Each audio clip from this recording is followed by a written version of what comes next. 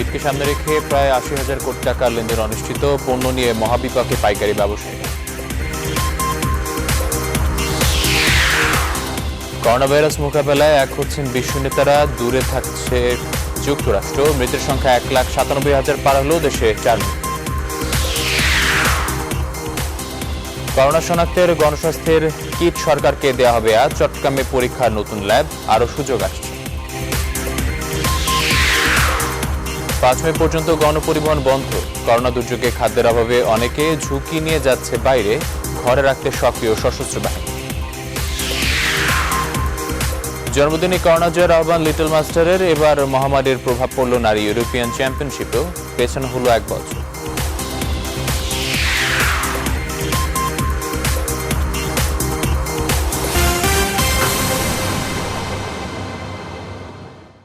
Rainbow allrounder exterior paint, বাংলাদেশের আবহাওয়া উপযোগী একমাত্র পেইন্ট। সকাল ৯টার বিরতির সংবাদে সবাইকে স্বাগত। সাথে আছে আমি আকাশ হাসান। দেখছিলেন সংবাদ শিরোনাম। এবার বিস্তারিত। ঈদকে সামনে রেখে প্রায় ৮০,০০০ কোটি টাকার লেনদেন এখন অনিশ্চিত। মুখ থুবড়ে পড়ার পথে ঈদের অর্থনীতি। হাজার কোটি টাকার পণ্য তৈরি করে মহাবিপাকে পাইকারি ব্যবসায়ীরা। শীঘ্রই সীমিত পরিসরে হলেও মার্কেট খুলে দেওয়ার দাবি তুলেছেন তারা। বিশেষজ্ঞরা বলছেন, বছরের সবচেয়ে গুরুত্বপূর্ণ এই সময়ে ব্যবসায়ীদের পাশে থাকতে হবে সরকারকে। সুলতান আহমেদ জানাচ্ছেন বিস্তারিত। রাজধানীর সবচেয়ে বড় পাইকারি কাপড়ের বাজার পুরান ঢাকার ইসলামপুর। এখান থেকে হাজার রকমের পোশাক চলে যায় সারা দেশে। স্বাভাবিক সময়ে যেখানে তিল ধারণের ঠাঁই মেলে না, সেখানে এখন নিথর নীরবতা। দীর্ঘ লকডাউনের কবলে পড়ে বন্ধ সব দোকানপাট। পাইকারি ব্যবসায়ীরা সারা বছরের প্রায় ৮০% বিক্রি করেন রোজার ঈদের সময়। বিভিন্ন হিসেবে জানা যায় ৬০ থেকে ৮০,০০০ কোটি টাকার লেনদেন হয় এই সময়ে। এরই মধ্যে বিনিয়োগও করেছেন তারা। করোনা ভাইরাস যাদের জন্য নিয়ে এসেছে অশনি সংকেত। পাশাপাশি ভীষণ কষ্টে এখানকার প্রায় ৩০,০০০ শ্রমিক। ৬ জন লোক আছে আমার ফ্যামিলিতে। এখন হালাত বরাদ করে চলছে। আমরা এখান থেকে কাজ করে টাকা পয়সা পাঠাইলে চলে, এখন তো আমরা বেকার হয়ে গেছি। কাজ করে সংসার চালাইতে হয়, নিজের খাইতে হয়। আমাদের ফ্যামিলি এখন হাওলাত বরাদ করে চলতেছে। অত একবেলা খাইলে আরেকদিন খাই না, আরেকদিন খাইলে আরেকদিন খাই, এই অবস্থা আছে। একদিন রুটি বানানি ২ দিন খাই। আমাদের এখানে কেউ ১০০ ভাগ চাইলেও দেয় নাই। ছোট বড় কারখানাগুলোয় ঘুরছে না মেশিনের চাকা, নেই শ্রমিকের ঘাম ঝরানো পরিশ্রম। যেসব উদ্যোক্তা নিজের দেশের পোশাক তৈরিতে বিনিয়োগ করেছেন, তারা এখন মহাবিপাকে। এত ওয়ার্কার, মানে কিভাবে মানুষে কি করব, এই ব্যাংক লোন, মানে আসলে এখন ভাষাহীন হয়ে গেছে। এখন কি বলবো, আর মানে বলার কোনো ভাষা নাই, এই অবস্থায় আছে। দেখুন তো, এই ওয়ার্কার সব শূন্য। এখন এগুলির বসায় বসায় আমাদের বেতন কোথা থেকে দিব? সারা বছর যে মাল বানায়, এখন এই ১ মাসে বেচবো, এই সময়টার মধ্যে আমাদের এই সমস্যাটা হয়ে গেছে। প্রায় ২৫ লাখ দোকান মালিক, তাদের পরিবার ও কর্মচারীরা তাই তো চেয়ে প্রণোদনার দিকে। বিশেষ ব্যবস্থায় মার্কেট খুলে দেওয়ার দাবি তাদের।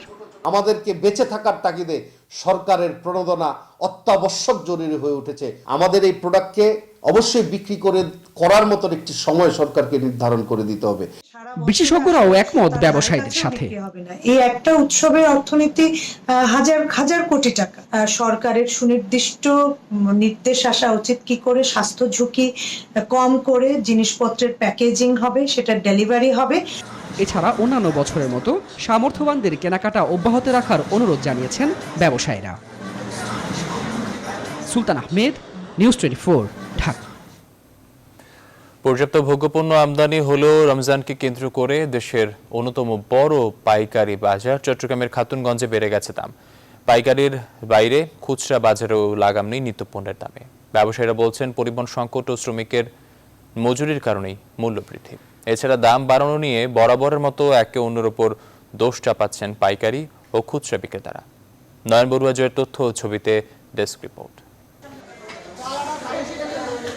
আবার এলো রমজান, তাই চট্টগ্রামের খাতুনগঞ্জে যেন দম ফেলার সুযোগ নেই শ্রমিকদের।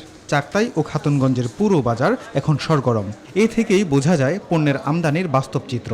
তবুও বাড়ছে দাম। কয়েকদিনের ব্যবধানে খাতুনগঞ্জে সব ধরনের নিত্যপণ্যের দাম বেড়েছে কেজি প্রতি ১০ থেকে ২০ টাকা। তবে দাম বৃদ্ধির সবচেয়ে বড় প্রভাব পড়েছে পেঁয়াজ, রসুন, আদা, ছোলা ও চিনির উপর। রমজানের মধ্যে ছোলাটার যে দাম, ও দামে কিন্তু আমাদের জন্য অনেক কষ্টকর হয়ে যাচ্ছে। পেঁয়াজ, আদা, রসুন, তারপর ডাল, এগুলো সবগুলো একটু একটু বাড়তে আর কি। পাইকাররা দোষ চাপাচ্ছেন আমদানিকারক ও খুচরা বিক্রেতাদের উপর। ইন্ডিয়ান পেঁয়াজ আসছে না। আগে যেগুলো আমাদের বাংলাদেশের ভিতরে ছিল, ওই পেঁয়াজটা বেচছে এখন ৪৮ থেকে ৫০। আর বার্মা পেঁয়াজ যেটা ভালো গুড কোয়ালিটির ওটা বেচছি আমরা 50, আর যেগুলো একটু নিম্ন কোয়ালিটি ওটা 45 থেকে 48 টাকা। পরিবহনের ভাড়া বেশি, লেবার খরচ বেশি, আর মালের সরবরাহ কম। আমদানিকারকদের দাবি, শ্রমিক সংকট ও আন্তর্জাতিক বাজারে লকডাউনে সৃষ্ট বিরূপ পরিস্থিতির কারণে দাম কিছুটা বেড়েছে। পোস্টিংটা বেশি হচ্ছে শ্রমিকের কম হওয়ার কারণে। ইন্ডিয়া এবং মিয়ানমার এখানে লকডাউনের কারণে ওখানে বন্ধ আছে। পাইকারিতে 10 টাকা বাড়লে খুচরা বাজারে পণ্যের দাম বেড়ে যাচ্ছে অন্তত 20 টাকা। খুচরা বিক্রেতারা বলছেন পাইকাররা ইচ্ছে মতো দাম নেয় এই পার্থক্য। পাইকারি মূল্য বেড়ে গেছে।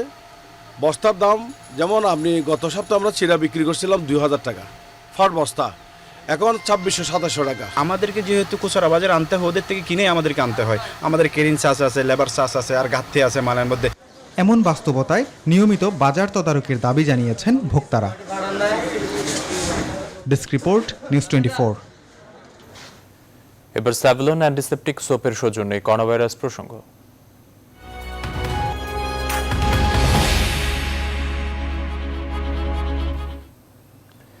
বিশ্বজুড়ে করোনার প্রকোপ আরও ভয়ঙ্কর রূপ নিচ্ছে। এরই মধ্যে কেড়ে নিয়েছে 1,97,000 প্রাণ।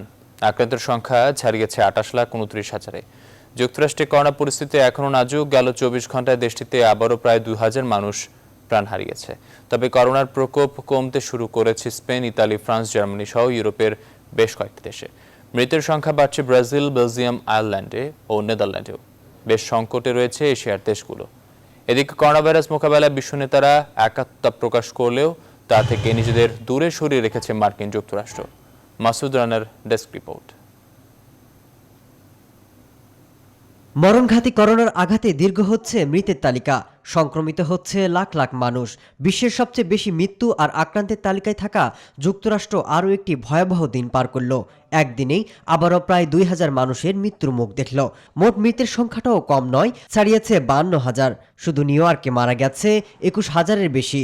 আক্রান্ত প্রায় 2,77,000 মানুষ। হাসপাতালের বাইরে করোনা ভাইরাস রোগীদের চিকিৎসায় ম্যালেরিয়ার ওষুধ ব্যবহার না করতে সতর্ক করে দিয়েছে মার্কিন যুক্তরাষ্ট্রের খাবার ও ঔষধ প্রশাসন। ব্রিটেন জুড়ে একদিনে মারা গেছে 700-র বেশি মানুষ। এদিকে ফ্রান্সে একদিনে 300-র বেশি মানুষের মৃত্যুতে দেশটিতে মোট মৃতের সংখ্যা ছাড়িয়েছে 22,000। তবে ব্রাজিলে করোনা পরিস্থিতি দিন দিন জটিল হতে শুরু করেছে। একদিনে 300-র বেশি মৃত্যু আর 3,000-এর বেশি আক্রান্ত হওয়ার খবর পাওয়া গেছে। এছাড়া তুরস্ক, বেলজিয়াম, নেদারল্যান্ড সহ বেশ কয়েকটি দেশে বাড়ছে মৃত্যু আর সংক্রমণ। এদিকে ইতালিতে 25,000 মানুষের মৃত্যুর পর কমতে শুরু করেছে করোনার প্রকোপ। ভাইরাসের প্রকোপ শুরুর পর প্রথমবারের মতো সর্বনিম্ন 420 জনের প্রাণহানি ঘটল। তবে দীর্ঘ লকডাউনে মানুষের মানসিক স্বাস্থ্যের বিরূপ প্রভাব পড়েছে। স্পেনের শোক আতঙ্ক খানিকটা কমেছে, তবে এরই মাঝে দেশটিতে প্রাণ হারিয়েছে 22,000-এর বেশি মানুষ।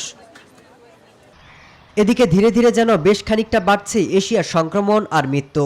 ভারতে একদিনেই করোনায় আক্রান্ত হয়েছে 1,400-র বেশি মানুষ, মারা গেছে 59 জনের বেশি। পাকিস্তানে নতুন করে 800-র বেশি সংক্রমণের খবর মিলেছে। আক্রান্ত আর মৃত্যু বাড়ছে ইন্দোনেশিয়া, মালয়েশিয়া, ফিলিপিন সহ বেশ কয়েকটি দেশে। করোনা ভাইরাসে আক্রান্তদের চিকিৎসার ঔষধ, পরীক্ষা ও টিকার উন্নয়নে বিশ্ব স্বাস্থ্য সংস্থার পদক্ষেপে একতা প্রকাশ করেছেন বিশ্ব নেতারা। ভিডিও কনফারেন্সে এশিয়া, মধ্যপ্রাচ্য, ল্যাটিন আমেরিকা সহ বেশ কয়েকটি দেশের নেতারা অংশ নেন। শুক্রবার বিশ্ব নেতারা একতা প্রকাশ করলেও এর থেকে নিজেদের দূরে সরিয়ে রেখেছে মার্কিন যুক্তরাষ্ট্র। মাসুদ রানা, নিউজ 24। দেশে 24 ঘন্টায় করোনা ভাইরাসে রোগী শনাক্তের সংখ্যা আগের দিনের তুলনায় বেড়েছে, তবে এই সময়ে মৃত্যুর সংখ্যা কমেছে। 24 ঘন্টায় 4 জন করোনায় আক্রান্ত হয়ে মারা গেছেন। একই সময় দেশে করোনায় আক্রান্ত ব্যক্তি শনাক্ত হয়েছেন 503 জন। এর মধ্য দিয়ে দেশে প্রথমবার 24 ঘন্টায় 500 ছাড়ালো করোনা শনাক্তের সংখ্যা। সুস্থ হয়েছেন 4 জন। আরও জানাচ্ছেন নাফিয়া ফারজানা। দেশে প্রাণঘাতী করোনার প্রকোপ বাড়ছেই। বৃহস্পতিবার 414 জন নতুন শনাক্তের কথা জানানো হয়। ওই দিন মারা যান 7 জন। 24 ঘন্টার ব্যবধানে আক্রান্তের সংখ্যা প্রায় 100, 500 ছাড়িয়ে গড়েছে রেকর্ড। আর মোট শনাক্তের সংখ্যা 4,698 জন। তবে একদিনের ব্যবধানে মৃত্যুর সংখ্যা কমেছে। নতুন করে মারা গেছেন 4 জন। এ নিয়ে মোট মৃত্যু 131। আমাদের আইসোলেশনে 24 ঘন্টায় 123 জন আছেন এবং মোট আইসোলেশনে আছেন বর্তমানে 995 জন। 24 ঘন্টা আইসোলেশন থেকে ছাড় পেয়েছে 28 জন এবং এ পর্যন্ত 622 জন। গেল 24 ঘন্টায় ৩,৬৮৬টি নমুনা পরীক্ষা করা হয়। আগের দিন এই সংখ্যা ছিল ৩,৪১৬। আগের দিনের তুলনায় ৭% বেশি লোকের নমুনা পরীক্ষা হয়েছে। 24 ঘন্টায় সুস্থ হয়েছেন 4 জন। এ নিয়ে মোট সুস্থ 112 জন। দেশের করোনা পরিস্থিতি বিবেচনায় পবিত্র মাহে রমজানে তারাবিহ নামাজ আদায়ের বিষয়ে ইসলামিক ফাউন্ডেশনের নির্দেশনা মেনে চলার অনুরোধ জানিয়েছেন আইইডিসিআর। ইমাম, মুয়াজ্জিন, খতিব, খাদিম ও 2 জন হাফেজ সহ সর্বোচ্চ 12 জন এশার এবং তারাবির নামাজে অংশগ্রহণ করতে পারবেন। গেল 8 মার্চ দেশে প্রথম করোনায় আক্রান্ত ব্যক্তি শনাক্তের ঘোষণা আসে, আর 18 মার্চ করোনা ভাইরাসে আক্রান্ত হয়ে প্রথম মৃত্যুর ঘটনা ঘটে। নাফিয়া ফারজানা, নিউজ 24। এবার হেক্সাল হ্যান্ড স্যানিটাইজারের সৌজন্যে করোনা ভাইরাস পরিস্থিতির আরো খবর।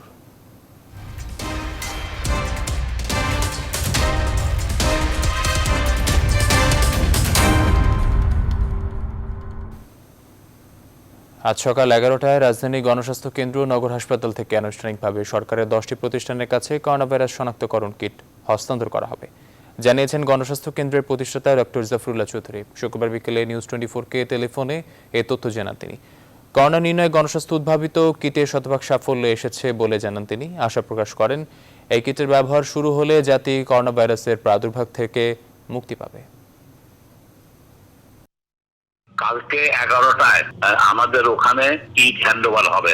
এটা সিম্বলিক হলো পাকিস্তানিরা যেমন সারেন্ডার করতেছে, আমার কিটের কাছে সে করোনা সারেন্ডার করতেছে।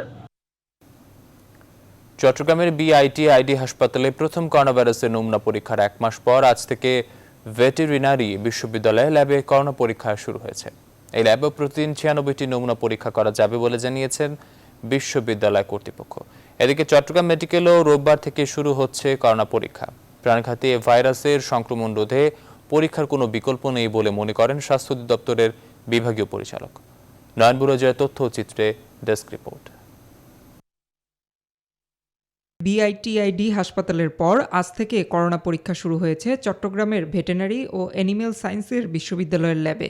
এই ল্যাবে প্রতিদিন 200 থেকে 250টি নমুনা পরীক্ষা করা সম্ভব হলেও আপাতত 96টি নমুনা পরীক্ষা করা যাবে বলে জানিয়েছেন সংশ্লিষ্টরা। 500 কিটের মধ্যে আমরা প্রতিদিন বর্তমানে 96 স্যাম্পল আমরা রান করতে পারবো। আর আমাদের লুকেবল আমাদের একটা ফুল 20 জনের টিম আছে, যেটা আমরা বিভিন্ন দলে ভাগ করে নিছি। এতে আগের চেয়ে আরও বেশি পরিমাণে করোনার সন্দেহভাজনদের নমুনা পরীক্ষা করা যাবে বলে জানান চট্টগ্রাম ভেটেরিনারি বিশ্ববিদ্যালয়ের উপাচার্য। যত বেশি টেস্ট করা হবে তত বেশি আইসোলেশন হবে, আইসোলেশন হলে তত সংক্রমণ কমবে। এটা হলো প্রথম সত্য, আমরা যেটা বুঝি আর কি। এই জন্য চিন্তা করলাম বিআইটিতে যেসব স্যাম্পল আসতেছে তাদের কিছু স্যাম্পল যদি আমরা করে দিতে পারি, আগে রিপোর্টগুলি বেরিয়ে যাবে। এদিকে রোববার থেকে করোনা টেস্ট শুরু হচ্ছে চট্টগ্রাম মেডিকেল কলেজ হাসপাতালেও। এবং এটা অ্যাকচুয়ালি এটা হবে হচ্ছে মেডিকেল কলেজ বায়োকেমিস্ট্রি ডিপার্টমেন্টে হবে, এবং এটা পিসিআর মেশিনটা যখন সেট হবে তারপরে এটা আপনারা জানেন এটা একটা বায়োসেফটি ল্যাব, এটাকে সেট করতে কয়েকদিন সময় লাগে। প্রাণঘাতী এই ভাইরাসের সংক্রমণ রোধে পরীক্ষার কোনো বিকল্প নেই বলে মনে করেন স্বাস্থ্য অধিদপ্তরের বিভাগীয় পরিচালক। এবং যত বেশি ডায়াগনোসিস হবে তত বেশি কমিউনিটিতে কার মধ্যে ছড়াচ্ছে সেখানে আমরা একটা আরও ভালোভাবে আমরা কাজ করতে পারবো, এবং সেক্ষেত্রে ছড়ানোর আশঙ্কাটাও অনেকখানি কমে যাবে। গেল 25 মার্চ থেকে চট্টগ্রামের বিআইটিআইডি হাসপাতালে করোনা পরীক্ষার কার্যক্রম শুরু হলেও লোকবল সংকটের কারণে হিমশিম খেতে হচ্ছে এই হাসপাতাল কর্তৃপক্ষের। আমাদের যে লোকবল আছে এটা যদি আরও বৃদ্ধি করা সম্ভব হয় তাহলে আরও বেশি আমরা সুন্দরভাবে রোগীদেরকে এই সার্ভিসটা দিতে পারবো। চট্টগ্রামে এখন পর্যন্ত করোনায় আক্রান্ত হয়ে হাসপাতালে ভর্তি আছেন 44 জন। Desk report, news 24। সাধারণ ছুটি বাড়ায় আগামী 5 মে পর্যন্ত গণপরিবহন বন্ধ রাখার সিদ্ধান্ত নিয়েছে সড়ক পরিবহন বিভাগ। তবে এই সময়ের মধ্যে নিত্যপণ্য জরুরি প্রয়োজনে ব্যবহৃত পরিবহন চলাচল করবে। পণ্য পরিবহন ছাড়া কোনো যাত্রী পরিবহন করা যাবে না। প্রাণঘাতী করোনা প্রতিরোধে মানুষকে ঘরে থাকার আহ্বান জানিয়েছেন আইন শৃঙ্খলা বাহিনী সহ সেনা সদস্যরা। তবে অকারণে ঘর থেকে বের হচ্ছেন অনেকে। এদের মধ্যে কেউ বের হচ্ছেন অকারণে, আবার কেউ ত্রাণ পেতে। বিস্তারিত তালুকদার বিপ্লবের প্রতিবেদনে। করোনা ভাইরাসের প্রকোপ বাড়ছে, আর তাই রাজধানীর প্রধান সড়কগুলোতে অন্যান্য দিনের মতো করা প্রহরায় পুলিশ সদস্যরা। প্রতিটি চেকপোস্টে গাড়িতে তল্লাশির পাশাপাশি অকারণে বাড়ির বাইরে বের না হওয়ার অনুরোধ করা হয়, তবু মানছে না সরকারের অঘোষিত লকডাউন। এমন অনেকে আসছে যারা মেয়ের বাসায় যাবে, আমি জিজ্ঞাসা করি মেয়ের বাসায় যাবে, এখন মেয়ের বাসা থেকে সে আমি বললাম কেন যাবেন, মেয়ের বাসায় মেয়ে কান্নাকাটি করতেছে, এটা কোনো অজুহাত হলো বলেন? র্যাব এবং সেনা সদস্যদের পক্ষ থেকে রাজধানীর প্রধান সড়কগুলোতে অবাধ বিচরণে নিরুৎসাহিত করতে দেখা যায়, তবু অকারণে ঘর থেকে বের হচ্ছেন অনেকে। আপনারা যাচ্ছেন কোথায়? যাত্রাবাড়ি। যাত্রাবাড়ি। বাসা কোথায়? বাসা তো ইয়াতে। এলোমেলো কথা বলতেছেন। না এলোমেলো না স্যার, আমরা মানুষজনকে বোঝানোর চেষ্টা করতেছি, তাদেরকে অনেকে বুঝতেছে, জিনিসটা বুঝে পাঠিয়ে দিচ্ছি। এদিকে অঘোষিত লকডাউনে রোজগার বন্ধ দেশের পরিবহন শ্রমিকের। এমন পরিস্থিতিতে পরিবার পরিজন নিয়ে অর্ধহারে অনাহারে দিন কাটছে তাদের।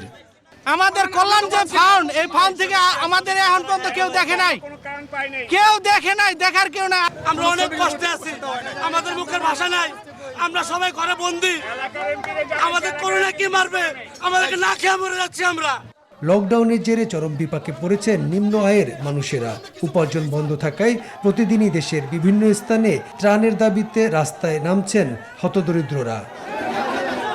তালুকদার বিপ্লব, নিউজ 24, ঢাকা। দেশে করোনা ভাইরাসের সংক্রমণ ও মৃত্যু বাড়লেও এখনও অনেকে সচেতন নয়। আইন শৃঙ্খলা বাহিনী তৎপর থাকলেও নানা অজুহাতে ঘরে বাইরে আসছে মানুষ। এ বিষয়ে বিস্তারিত জানাতে এই মুহূর্তে আমাদের সাথে যুক্ত হচ্ছেন চট্টগ্রাম থেকে ফাতেমা জান্নাত মোমো। মোমো, আপনার কাছ থেকে জানতে চাচ্ছিলাম চট্টগ্রামের মানুষ কতটা মানছেন সামাজিক দূরত্ব এবং আইন শৃঙ্খলা বাহিনী কতটা তৎপর আছেন, আমাদের জানাবেন।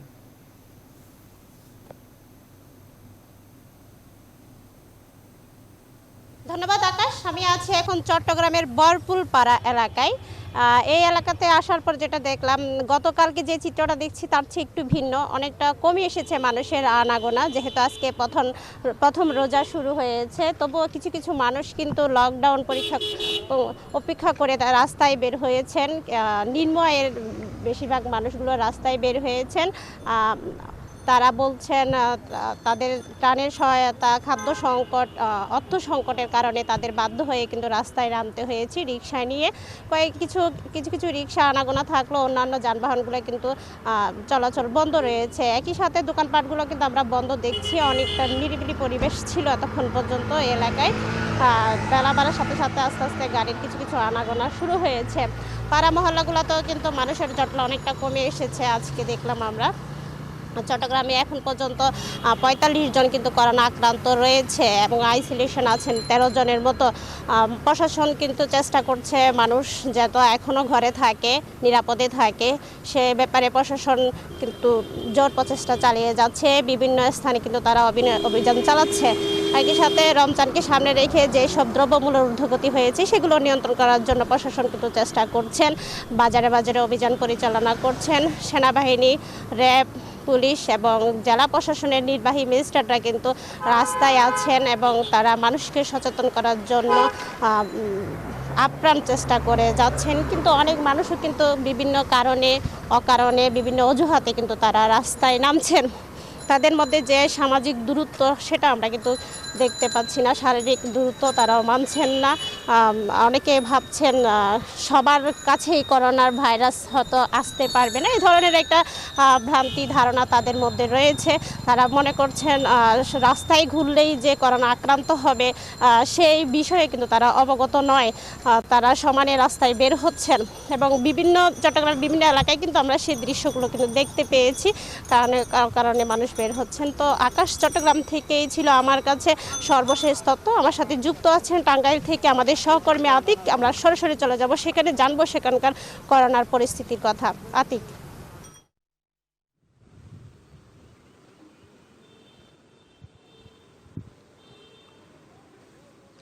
ধন্যবাদ মুমু। আপনি যেমনটি চট্টগ্রাম বন্দর এলাকার লকডাউন সম্পর্কে বলছেন, আমি যদি টাঙ্গাইলের চিত্র বলি, সেটি হচ্ছে যে টাঙ্গাইলের যে সদর এলাকা রয়েছে সেখানে কিন্তু লকডাউন অনেকটাই কিন্তু জনগণ মানছেন, কিন্তু আমরা যদি 12টি উপজেলার তথ্য আপনাকে দেই যে 12টি উপজেলার কিন্তু একদমই কিন্তু লকডাউন আসলে বলতেই নেই, এবং মানুষ কিন্তু ঘর থেকে তারা বেরিয়ে আসছেন, বিভিন্ন অজুহাতে বেরিয়ে আসছেন, এবং যে প্রশাসনের যে প্রথম অবস্থায় ভূমিকা সেটি কিন্তু আমরা লক্ষ্য করেছি, কিন্তু এখন কিন্তু যে পুলিশ প্রশাসন বা অন্যান্য প্রশাসনরা রয়েছে তারা কিন্তু ততটা কিন্তু আসলে তৎপর নয়, এবং যে ধরনের চেকপোস্ট থাকা দরকার, যে মানুষ যে ঘর থেকে বেরিয়ে আসছে তাদেরকে বুঝিয়ে আবার মানে ঘরে ফেরানো দরকার, সেটি কিন্তু একদমই আমরা পাচ্ছি না। আমি যে উপজেলায় রয়েছি এটি হচ্ছে টাঙ্গাইল ঘাটাল উপজেলা। আপনি লক্ষ্য করে থাকবেন যে মানুষ কিন্তু অনেকটাই কিন্তু তারা যে বেরিয়ে আসা সেটি কিন্তু বেরিয়ে আসছেন, এবং যে চিত্র আমরা লক্ষ্য করছি যে বেলা বাড়ার সঙ্গে সঙ্গে মানুষের যে তারা বিভিন্নভাবে বিভিন্ন অজুহাতে তারা বেরিয়ে আসছেন, এবং প্রশাসনের যে পক্ষে যে চেকপোস্ট থাকা দরকার সেটি কিন্তু একদম পুলিশ প্রশাসনের বা আমরা কিন্তু লক্ষ্য করিনি। আপনি দেখতেই পাচ্ছেন যে এই করোনা ঝুঁকি নিয়ে তারা কিভাবে গাদাগাদি করে আসলে তারা যাচ্ছেন। আপনি কোথায় যাবেন? এই যে করোনা ঝুঁকি নিয়ে এভাবে যাচ্ছেন, জানেন তো লকডাউন চলছে, আসলে আপনার এটি মানে সচেতন আছেন কিনা? হ্যাঁ, আমার ইমার্জেন্সি কাজের জন্য টাকা যাচ্ছে, আমার এই জন্য মানে রিস্ক নিয়ে যাইতে হচ্ছে। আমার তো চাকরি করতে হয়, চাকরি বাঁচাইতে গেলে আমার তো যাইতেই হবে। আপনি কোথায় যাচ্ছেন? আমি ওই চাকরি বাঁচানোর জন্য যাইতেছি আর কি, খুব জরুরি। মানে কি চাকরি? এটা আপনি শুধু একটা কোম্পানি আর কি। করোনা ঝুঁকি নিয়ে যাচ্ছেন? হ্যাঁ, ঝুঁকি নিয়ে যাচ্ছি আর কি, যে চাকরি বাঁচানোর জন্য আর কি, যে কর্ম করে খাইতে হবে আর কি, সেই জন্য আর কি, এইটুকুই। ধন্যবাদ আপনাকে। আসলে শুনছিলেন যে তারা কিন্তু বিভিন্নভাবে তারা বিভিন্ন অজুহাতে তারা বিভিন্ন জায়গায় কিন্তু যাচ্ছেন। যদি টাঙ্গাইলে এখন পর্যন্ত 18 জন করোনা রোগী আক্রান্ত রয়েছেন এবং একজন করোনা আক্রান্ত হয়ে মারা গিয়েছেন, এবং গতকাল প্রায় 900-950 উপরে নমুনা সংগ্রহ করা হয়েছে, এবং বর্তমানে প্রায় 2000 হোম কোয়ারেন্টাইনে রয়েছেন, এবং এবং এবং এই যে আমি যে উপজেলায় রয়েছি এই উপজেলাতে আসলে মূলত একজন করোনা রোগী আক্রান্ত হয়ে মারা গিয়েছেন। এবং আপনাকে আরও তথ্য দিয়ে রাখি যে আসলে বাজারগুলোতে, অর্থাৎ বিভিন্ন উপজেলা আমরা বাজারগুলোতে দেখেছি, সেই বাজারগুলোতে কিন্তু অনেকটাই কিন্তু আমরা যে ভিড় সেটি কিন্তু লক্ষ্য করেছি। গতকাল আমরা বিভিন্ন উপজেলায় আমাদের যে সহকর্মী রয়েছে তাদের মাধ্যমে আমরা জানতে পেরেছি যে বিভিন্ন উপজেলায় কিন্তু বাজারের যে বিভিন্ন যে মানুষের আনাগোনা এবং গাদাগাদিভাবে বাজার করা সেটি কিন্তু আমরা লক্ষ্য করেছি। বিশেষ করে টাঙ্গাইল উপজেলার যে নাগরপুর এবং ভূয়াপুর এই দুইটি উপজেলায় করোনা আক্রান্ত কিন্তু অনেকটাই রয়েছে, অর্থাৎ ভূয়াপুর 5 জন এবং নাগরপুর 5 জন। এই মানে এই দুটি উপজেলায় আসলে ব্যাপকভাবে কিন্তু করোনা কিন্তু আক্রান্ত আমরা লক্ষ্য করেছি, এবং দুই উপজেলায় কিন্তু মানুষের যে আনাগোনা সেটিও কিন্তু আমরা লক্ষ্য করেছি। বলতে গেলে যে আসলে যে লকডাউন মানা যে মানুষের মধ্যে যে থাকা দরকার সেটি কিন্তু সরকারিভাবে যে সামাজিকভাবে যে তাদের যে নীতি মানা সেটি কিন্তু আসলে একদমই মানছেন না। এখন কিন্তু মানুষ অনেকটাই কিন্তু বেরিয়ে আসছে, তারা বলছেন যে আসলে যারা বিশেষ করে যারা নিম্ন আয়ের মানুষ তারা কিন্তু অনেকটাই তাদের যে আসলে মানে যে সমস্যার মধ্যে পড়েছেন তারা কিন্তু বলছেন, এবং বিশেষ করে যে আমরা দেখেছি যে ত্রাণ দেওয়ার সময় অনেকটাই কিন্তু সামাজিক দূরত্ব মানা সেটিও কিন্তু হচ্ছে না, এবং ত্রাণের ব্যাপারেও কিন্তু অনেকটাই সমস্যা রয়েছে। এই ছিল আমার কাছে টাঙ্গাইল লকডাউন করোনা পরিস্থিতি। আমরা চলে যাচ্ছি ফরিদপুর, সেখানে রয়েছে আমাদের সহকর্মী সোহাগের কাছ থেকে জানবো সর্বশেষ পরিস্থিতি। সোহাগ।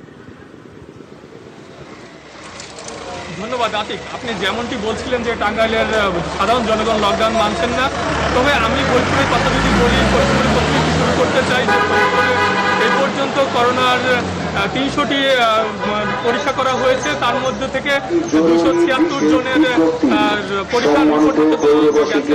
এর মধ্যে যে 8 জন করোনা পজিটিভ এসেছে আর বাকি সবাই কিন্তু নেগেটিভ এসেছে।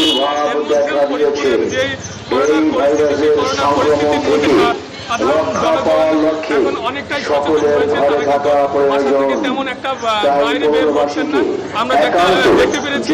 তো এই বিষয়ে কিন্তু জেলা প্রশাসন এবং পুলিশ প্রশাসন সর্বদাই মাঠে তৎপর রয়েছে।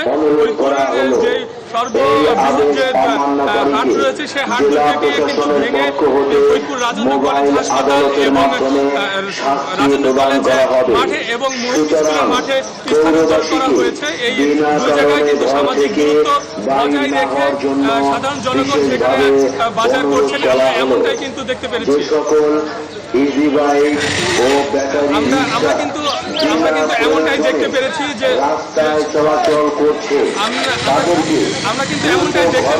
সাধারণ জনগণ যে সামাজিক দূরত্ব বজায় রেখে তারা বাজার করছেন। কিন্তু যে আপনাদের যদি একটু দেখাই যে ফরিদপুরের যে বাজারের যে অবস্থা, এখন কিন্তু সাধারণ জনগণকে তেমন একটু বাজারে আসেনি, তারা কিন্তু খুবই কম সংখ্যক লোক বাজারে এসেছে। আপনারা জানেন যে আজকে ফরিদপুরের যে চিত্র রয়েছে যে প্রথম রমজান, এই প্রথম রমজানের মাঝেও কিন্তু সাধারণ জনগণ খুব কম বাজারে এসেছেন। তারা কিন্তু একেবারে নেহাত যতটুকু কাজে না দরকার ততটুকু কিন্তু তারা বের হচ্ছেন। কিন্তু আমরা এমনটা দেখতে পেরেছি যে বিভিন্ন হাট বাজার এবং আমি যে থানার মোড়ে দাঁড়িয়ে আছি সেখানটাও কিন্তু একদমই খুব কম লোক কিন্তু বাজারে এসেছেন, এমনটাই আমরা দেখতে পেরেছি। তো আমার কাছে সর্বশেষ কারণে এই পর্যন্তই ছিল। চলে যাচ্ছি সাভারের সহকর্মী নাজমুলের কাছে। নাজমুল,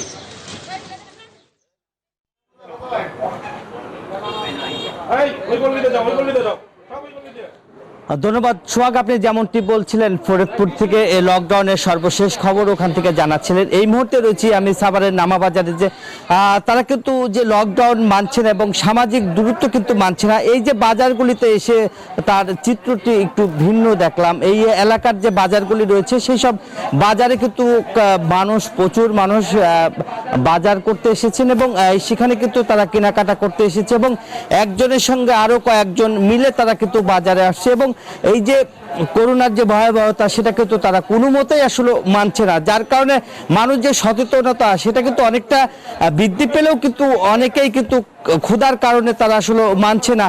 এবং এই অঞ্চলের মানুষগুলি আপনি দেখছেন যে এই এখন পর্যন্ত কিন্তু এই সাভারের প্রায় 15 জন আক্রান্ত হয়েছে এবং একজন মারা গেছে এবং ধামরায় বেশ কিছু লোক আক্রান্ত হয়েছে। তাদের আসলে যে চিকিৎসা, সেখানে চিকিৎসা হচ্ছে। আমি একটু কথা বলতে চাই যে এখানে একজন ব্যবসায়ীর সঙ্গে, আপনারা তো এখানে এসেছেন, এই যে সামাজিক দূরত্ব কতটুকু বজায় রেখে তারা কেনাকাটা করছে? 3 মিটার দূরত্ব করে সবাই বজায় রাখতেছে। আর দ্বিতীয়ত আপনার মালের বাজার স্বাভাবিক আছে।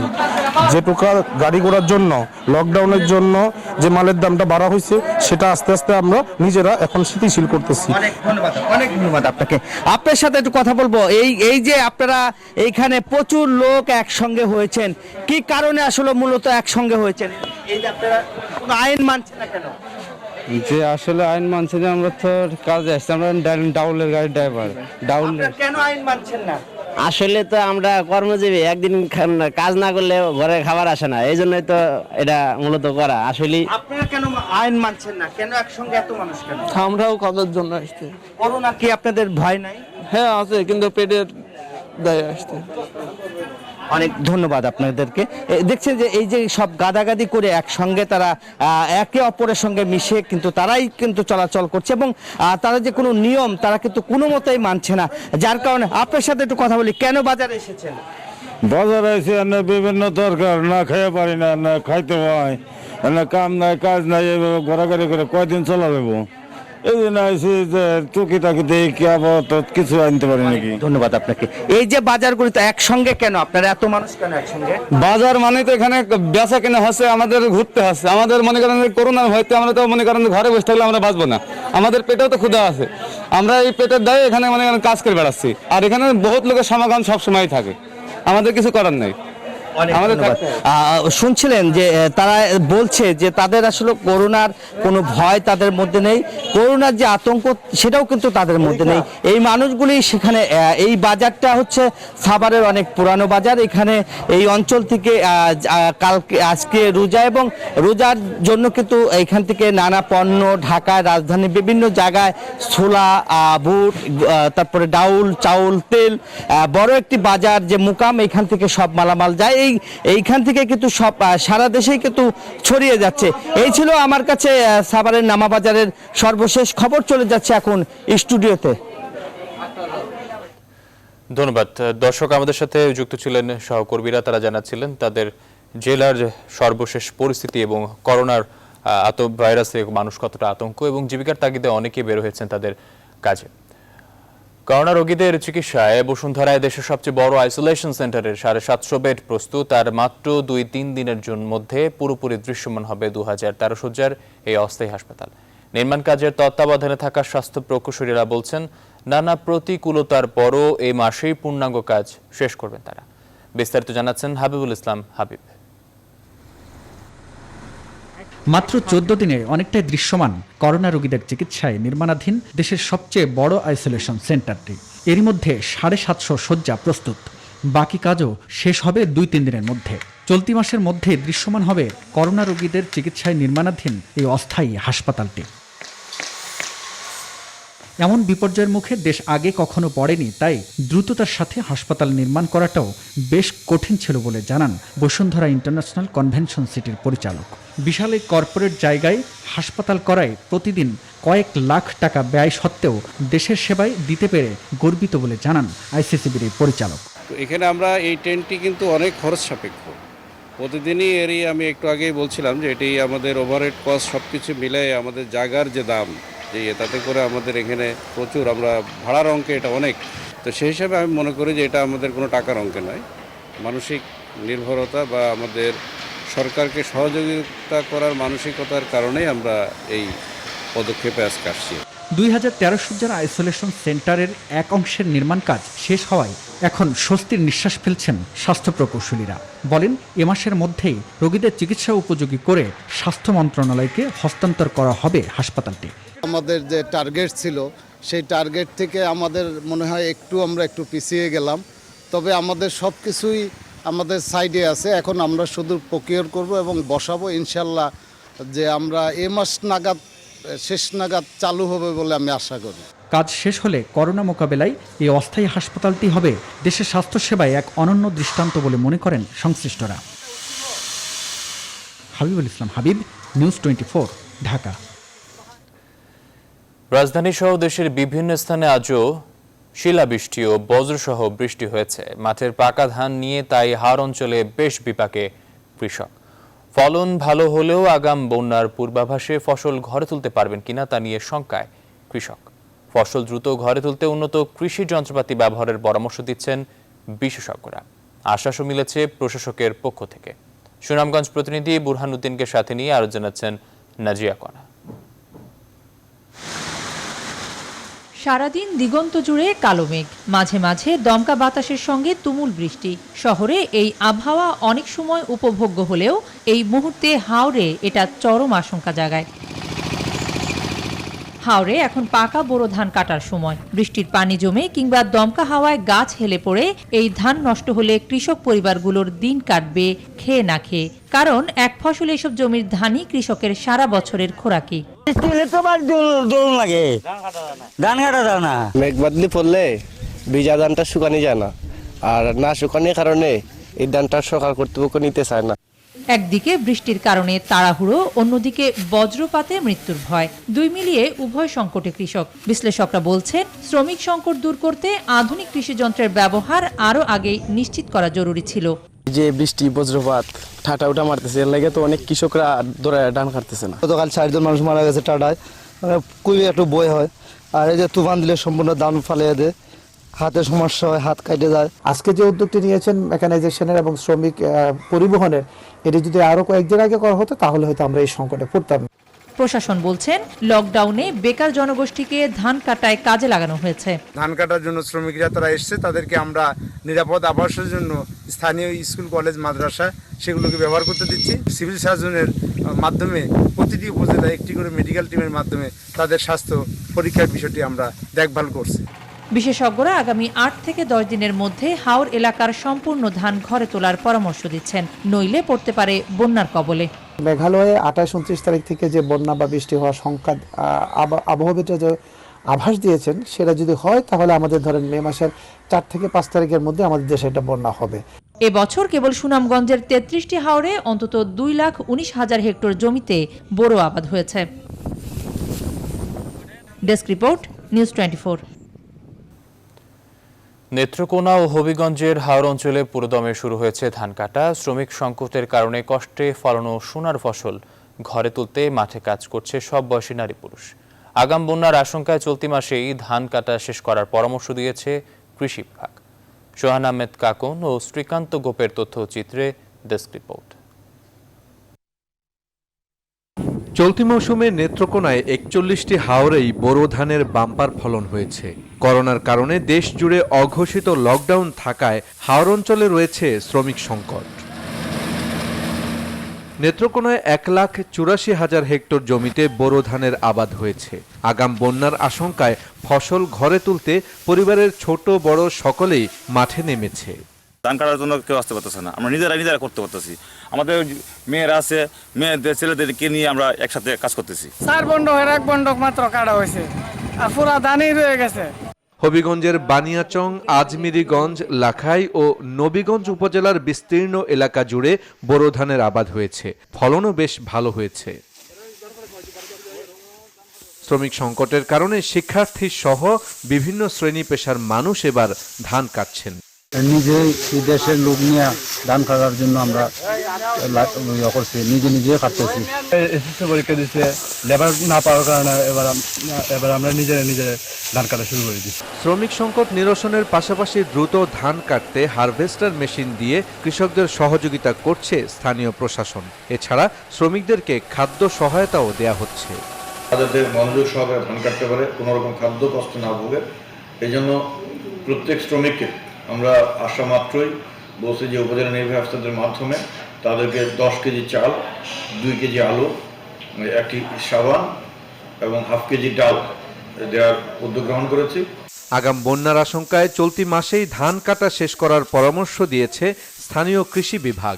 যে 27-28 এপ্রিল যদি আগাম বন্যাটা হয় এবং তখন আমার মাঠের 80% ধান তখনই পাকা অবস্থায় যাবে। স্থানীয় লোকজন যারা অন্য কাজ করতেন তারা এখন বেকার বিদায়, তারাও কিন্তু এখন ধান কাটার জন্য প্রস্তুত, এবং স্থানীয় যারা যুবক শ্রেণী তারাও কিন্তু মাঠে কাজ করার জন্য প্রস্তুত।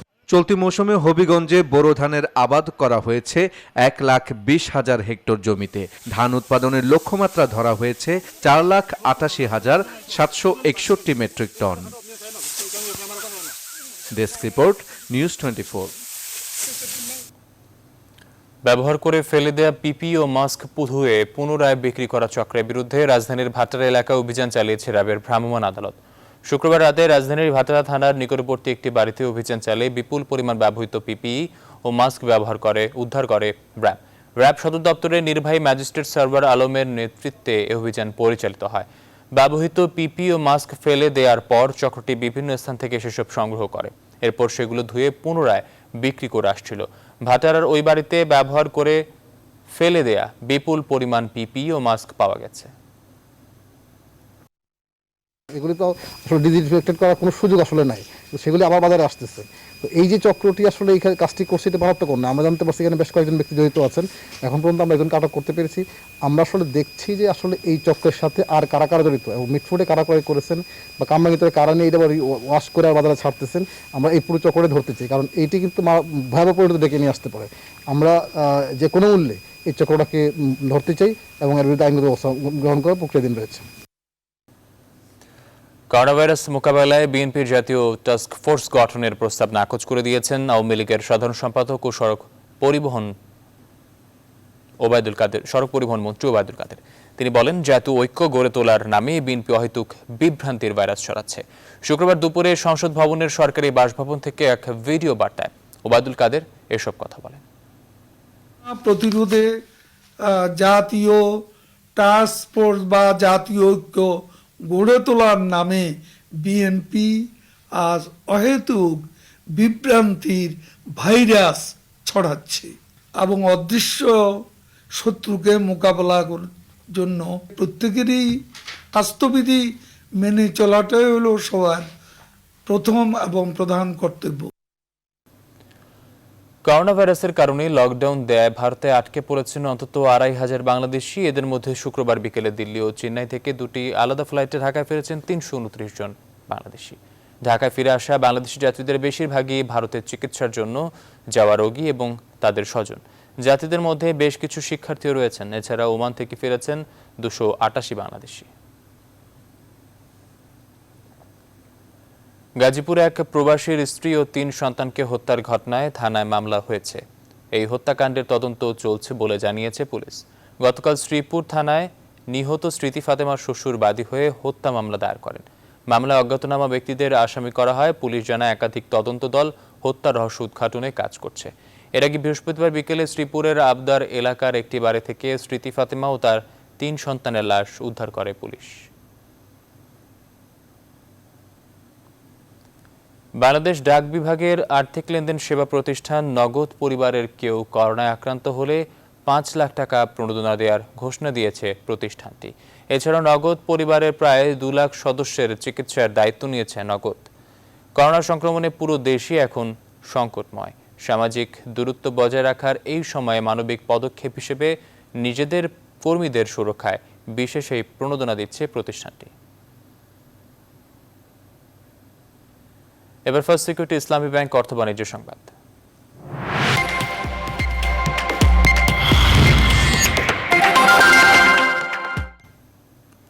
রমজানে ন্যায্য মূল্যে ভোগ্যপণ্যের সরবরাহ নিশ্চিত করতে খোলা বাজারে 450 ট্রাকে পণ্য বিক্রি করছে টিসিবি। যদিও পণ্য কিনতে দীর্ঘ লাইনে অপেক্ষা করতে হচ্ছে সাধারণ মানুষকে। টিসিবির চেয়ারম্যান বলছেন, রমজানে খেজুর ও ছোলার মতো জরুরি ভোগ্যপণ্যের পর্যাপ্ত মজুত রয়েছে। শিগগির বাড়ানো হবে ট্রাক সংখ্যাও। তবে পণ্য বিক্রিতে কোনো অনিয়ম পাওয়া গেলে ডিলারশিপ বাতিল, প্রয়োজনে মামলা ও আটক করা হবে বলেও জানিয়েছেন সংস্থাটির চেয়ারম্যান। বিস্তারিত জানাচ্ছেন বাবু কামরুজ্জামান। রমজান উপলক্ষে 1 এপ্রিল থেকেই খোলা বাজারে ডাল, চিনি, তেল সহ 5টি জরুরি ভোগ্যপণ্য বিক্রি করছে সরকারি বিপণন সংস্থা টিসিবি, যা কিনতে নিম্ন আয়ের মানুষের এমন দীর্ঘ অপেক্ষা। তবে এলাকাভেদে ট্রাকগুলোতে একসাথে সব পণ্য মিলছে না বলে অভিযোগ সাধারণ ক্রেতাদের। সব আইটেম পাওয়া যায় না, একটা না একটা কমতি থাকে। তেল নিতে আসছিলাম আর হলো মসুরির ডাল, ওটা পাই নাই। চিনি আর ছোলা আছে, এখন এটি নিয়ে যাবো আর কি। 200 জনের পরে তো আমরা মসুর ডাল দিতে পারি না। যেই পরিমাণে আছে মোটামুটি আমি মনে করি যে এনাফ। সরকারি সংস্থা টিসিবি বলছে, রমজান উপলক্ষে পর্যাপ্ত মজুদ রয়েছে ভোগ্যপণ্যের। তবে কালোবাজারি ঠেকাতে নির্দিষ্ট পরিমাণ পণ্য সরবরাহ করা হয় ট্রাকগুলোতে। আর সরবরাহ স্বাভাবিক রাখতে শিগগিরই আরও 50টি ট্রাক যুক্ত করা হচ্ছে বলে জানান টিসিবির চেয়ারম্যান। জনগণের স্বল্পতা থাকার সত্ত্বেও আমাদের টিসিবির থেকে 2টা মনিটরিং টিম আছে। আমরা ইতিমধ্যে মালামালের পরিমাণও একটু বাড়িয়েছি। আমরা ট্রাকের সংখ্যা আগের চেয়ে অনেক বেশি বাড়িয়েছি। আমরা আশা করছি অতি স্বল্প সময়ের মধ্যেই ট্রাক সংখ্যা আরও বাড়িয়ে 500তে নিয়ে যেতে পারবো। টিসিবি বলছে, গত 5 মাসে প্রায় 1400 কোটি টাকার মালামাল ক্রয় করেছে সংস্থাটি, যেখানে মোটা অঙ্কের ভর্তুকি দিয়ে যাচ্ছে সরকার। গত 5 মাস যে পেঁয়াজের অপারেশন করেছেন তাতে প্রায় 150 কোটি টাকা আমাদের ভর্তুকি আসবে সরকারের। আমরা আশা করছি যদি সম্পূর্ণ সব বিক্রি করতে পারি, রাফলি 300 থেকে 350 কোটি টাকার একটা ভর্তুকি আসবে। টিসিবির পণ্য বিক্রিতে কোনো অনিয়ম হলে ডিলারশিপ বাতিল ও প্রয়োজনে মামলা হবে বলে জানান টিসিবির চেয়ারম্যান। কয়েকদিন আগে নড়াইল চিত্রা নদীতে খালি তেলের বোতল ভাসিয়ে দিয়েছিল। ওইটার সঙ্গে যে ডিলাররা জড়িত তাদেরকে 50,000 টাকা জরিমানা এবং 6 মাসের জেল দেওয়া হয়েছে। প্রত্যেকটা তদন্ত হচ্ছে, তাদেরকে ডিলারশিপ বাতিল করা হচ্ছে, ফাইন করা হচ্ছে। ট্রাক থেকে পণ্য কিনতে সামাজিক দূরত্ব মানার বিষয়ে জনগণকে আরও সচেতন হবার আহ্বান জানিয়েছে টিসিবি। সংস্থাটি জানায়, চাহিদা বিবেচনায় প্রয়োজনে ঈদের পরেও এই কার্যক্রম চলমান রাখা হবে। বাবু কামরুজ্জামান, নিউজ 24, ঢাকা। নাচের তালে তালেও পৌঁছে দেওয়া যায় সচেতনতার বার্তা। করোনা ভাইরাস মোকাবেলায় ঘরবন্দি যখন সবাই, ঠিক তখনই মানসিক জোরকে আরো শক্তিশালী করতে ফেসবুক পেজে ঘুঙুরের ছন্দ তোলেন এই সময়ের জনপ্রিয় নৃত্যশিল্পীদের কজন। তাদের সৃষ্টিতে উঠে আসে এই সময়ের করণীয়। শুকুর নামির জানাচ্ছেন বিস্তারিত।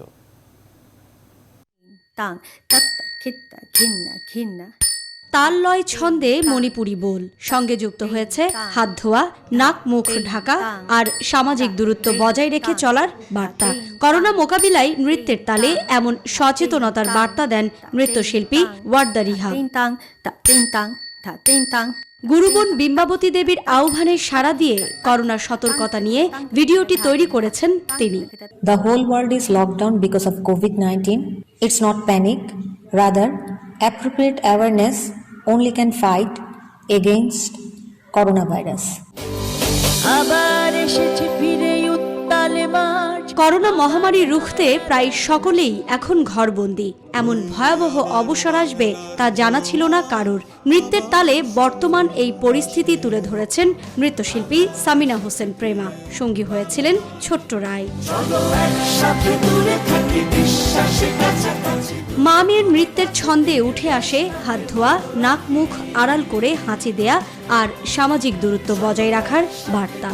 দেশকে ভালো রাখার জন্য যা যা করণীয়, পুরো দমে বাড়িতে থাকা এবং ভয় না পেয়ে সচেতন হওয়া মানতেই হবে।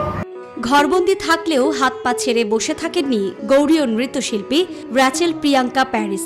গুরু মহুয়া মুখোপাধ্যায়ের ছেলে অয়ন মুখোপাধ্যায়ের সেতারের সুরের সাথে ঘুঙুরের ঝংকার তুলেছেন তিনিও। তাতে আহ্বান জানানো হয় ঘরে থাকবার। ঘরবন্দি মানুষদের মানসিক জোরকে আরও শক্তিশালী করবার প্রত্যয়ে ছোট্ট এই প্রয়াস নৃত্যশিল্পীদের। শুকুর নামির, নিউজ 24, ঢাকা। এবার খেলার খবর।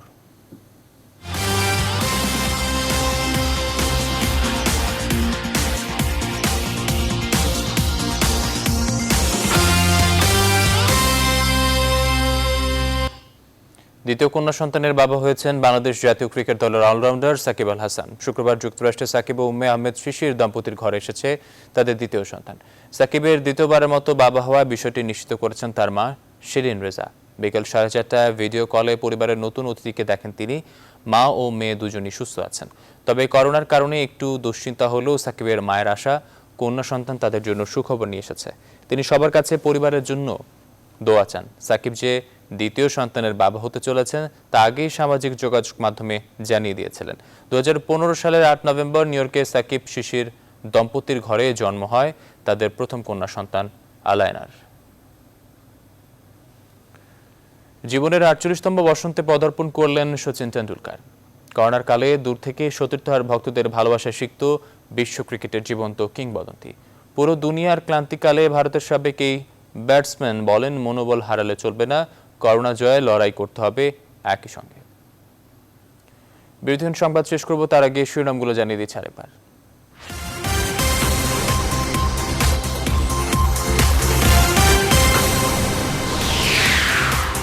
ঈদ সামনে রেখে প্রায় 80,000 কোটি টাকা লেনদেন অনিশ্চিত, পণ্য নিয়ে মহাবিভাগে পাইকারি ব্যবসায়ীরা।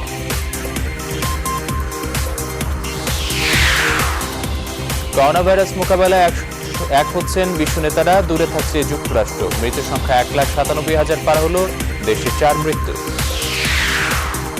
করোনা শনাক্তে গণস্বাস্থ্যের কিট সরকারকে দেয়া হবে আজ। চট্টগ্রামে পরীক্ষার নতুন ল্যাব, আরও সুযোগ আসছে।